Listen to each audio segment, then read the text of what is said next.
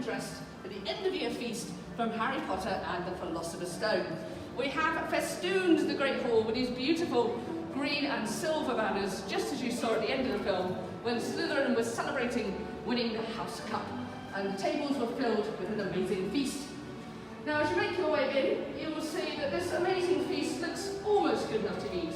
But I say almost because, sadly, everything on these tables is fake. Now, in the first film, filmmakers did use real food, and you can imagine it looked and smelled amazing at first. However, a couple of hours under those hot studio lights, the food was looking and indeed smelling, well, a little bit less fresh. So the filmmakers decided to move forwards with realistic plastic replicas, and this is all made out of a type of plastic called resin, courtesy of our head of prop makers, Fiona, Hannah, and his team. Now, there's a lot of detail here in the Great Hall, but there is actually one major detail that is completely missing from this set. If you look up, you will see we have no ceiling. Oh dear. Now, you'll remember the Great Hall ceiling was enchanted, and it's a little bit tricky to get the clouds and stars in here. So all of that was actually magically added with computers once filming had finished.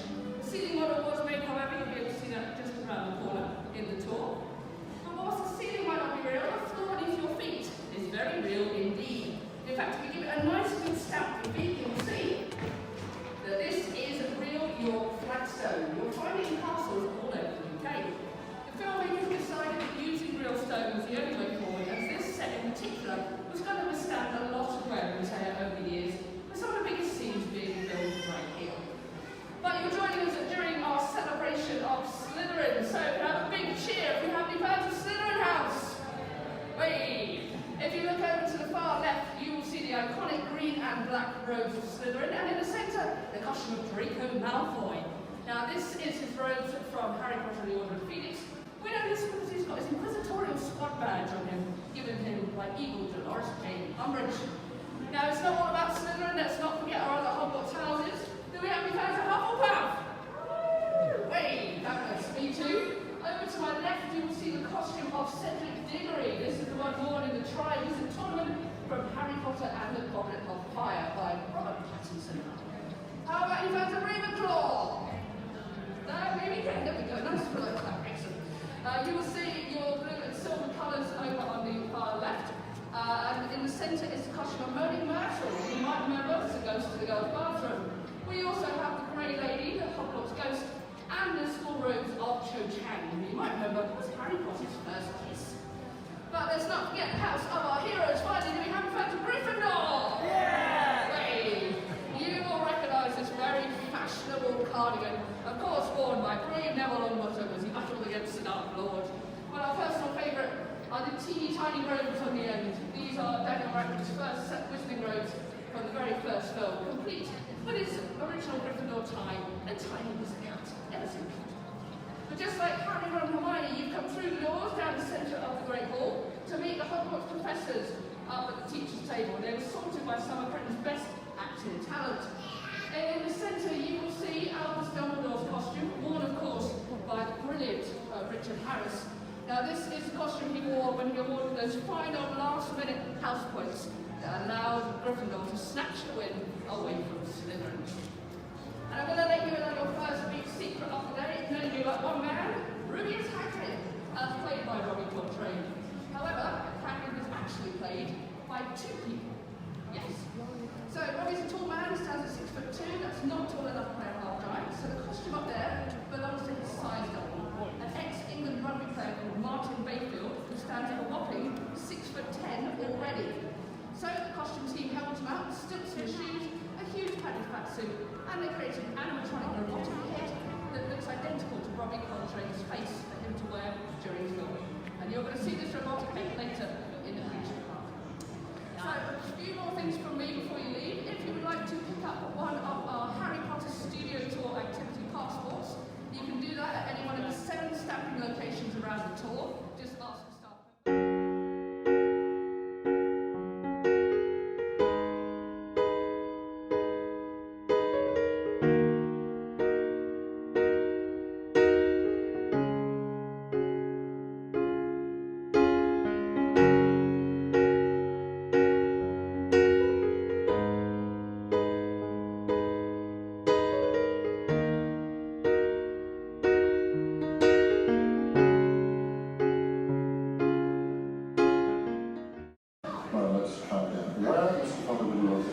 ask you to find me at these books.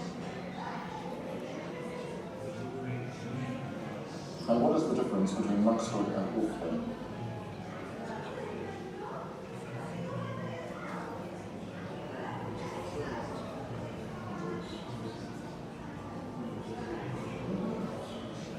Fame isn't everything.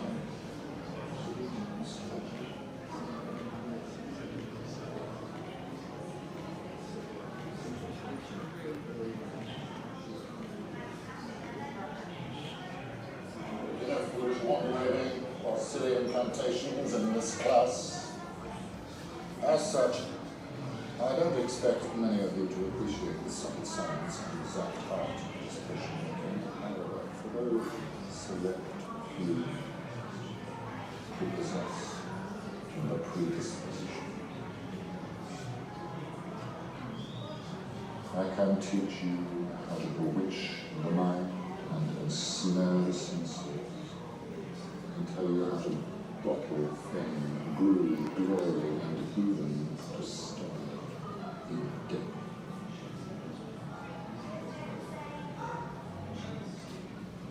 Then again, maybe some of you have come to Hogwarts in possession of abilities so formidable that you feel confident enough to not pay attention.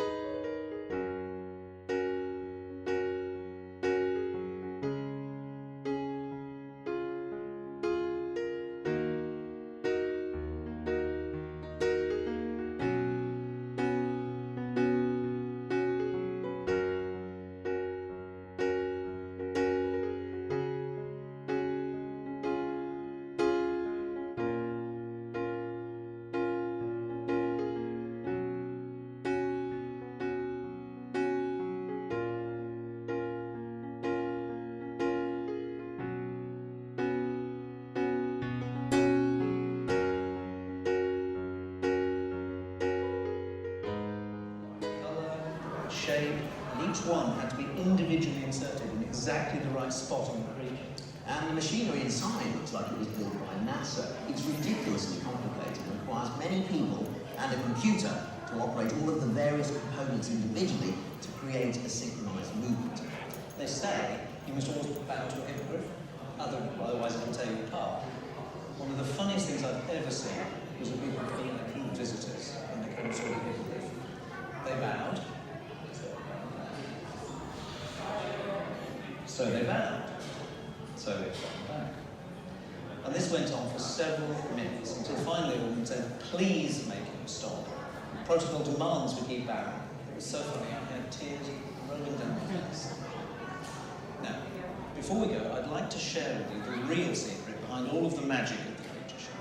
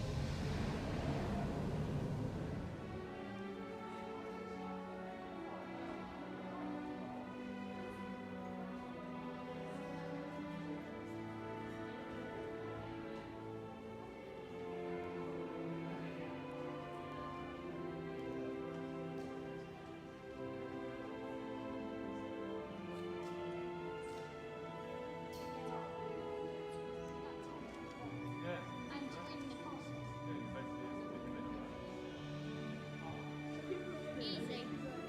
Well, Daddy, let's invade Hogwarts together, yeah?